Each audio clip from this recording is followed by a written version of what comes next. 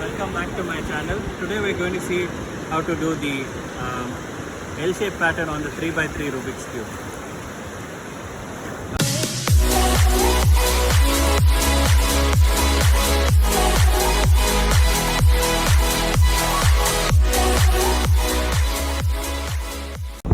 Okay, to do the L pattern, we have to position the cube in such a way that the yellow is at the top, white is at the bottom.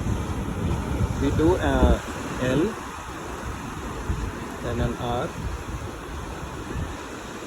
B, then an F, then a D prime, U prime, L prime, R prime.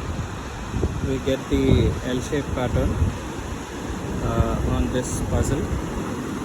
And now to get it back to the solved state, we need to reverse the algorithm, which is R, L, U, D, F prime,